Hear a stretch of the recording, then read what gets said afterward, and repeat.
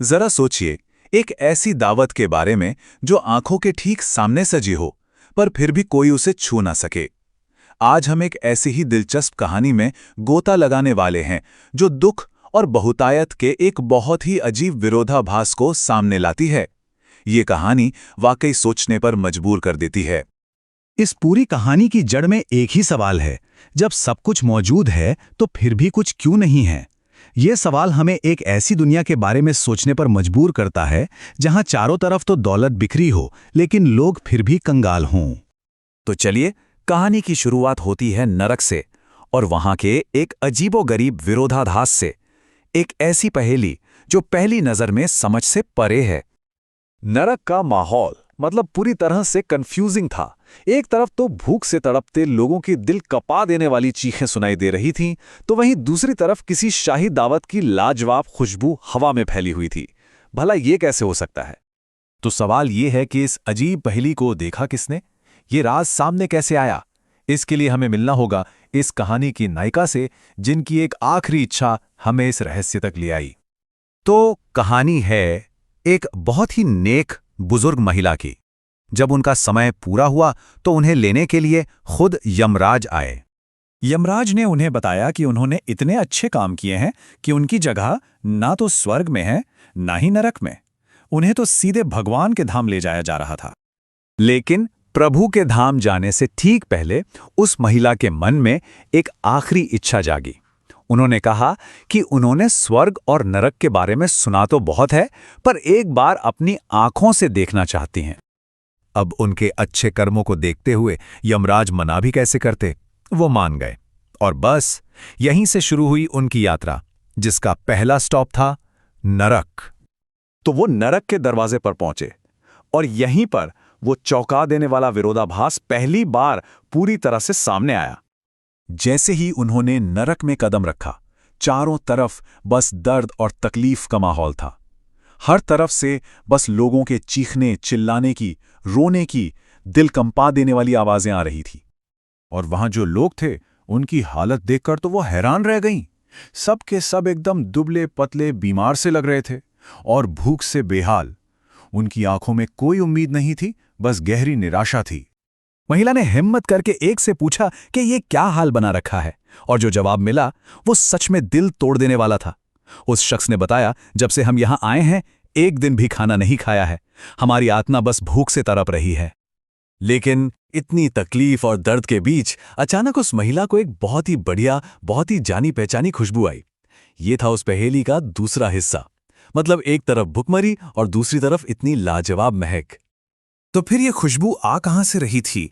और अगर खाने की इतनी बढ़िया महक आ रही थी, तो फिर ये लोग भूखे क्यों थे? वो उस खुशबू के पीछे पीछे गईं, और तब उनकी नजर पड़ी एक बहुत बड़े पतीले पर, इतना बड़ा कि वो दूर से ही दिख रहा था। और ये कोई छोटा मोटा पतीला नहीं था, ये तो करीब करीब 300 फीट ऊंचा था। मतलब आसमान को छूता हुआ। ऐसी ऊंचाई जहां पहुंचना नामुमकिन सा लगे। और पता है उस पतीले में क्या था? स्वादिष्ट खीर। हाँ, वही खीर जो हम खुशियों में, त्योहारों पर खाते हैं। और सबसे अजीब बात, वो पतीला हमेशा खीर से लबालब भरा रहता था। ये सब देखकर तो उस महिला का सिर ही चकरा गया। वो वापस उसी आदमी के पास गईं और वो सवाल पूछा जिस पर यह पूरी कहानी टिकी है। अगर ये पतीला इतनी बढ़िया खीर से भरा है, तो फिर तुम सब लोग भूखे क्यों हो? उस आदमी का जवाब उसकी आंखों में आंसू लिए हुए था और दिल दहलाने वाला भी। उसने कहा, खाएं कैसे? पतीला 300 फीट ऊंचा है, हम में से कोई भी वहां तक पहुंच ही नहीं सकता। और बस यहीं आकर ये कहानी हमें एक बहुत बड़े सवाल के साथ छोड़ जाती है कि असली समस्या क्या थी? पतीले की 300 फीट की ऊंचाई, या फिर कोशिश में कोई कमी? असल में वो बाधा क्या थी? कोई बाहरी दीवार या मन के अंदर की कोई दीवार? जरा सोचिए, एक ऐसी दावत के बारे में जो आंखों के ठीक सामने सजी हो, पर फिर भी कोई उसे छू ना सके। आज हम एक ऐसी ही दिलचस्प कहानी में गोता लगाने वाले हैं, जो दुख और बहुतायत के एक बहुत ही अजीब विरोधाभास को सामने लाती है। ये कहानी वाकई सोचने पर मजबूर कर देती है। इस पूरी कहानी की जड़ में एक ही सवाल है, जब सब कुछ मौजूद है तो फिर भी कुछ क्यों नहीं है। ये सवाल हमें एक ऐसी दुनिया के बारे में सोचने पर मजबूर करता है जहां चारों तरफ तो दौलत बिखरी हो लेकिन लोग फिर भी कंगाल हों।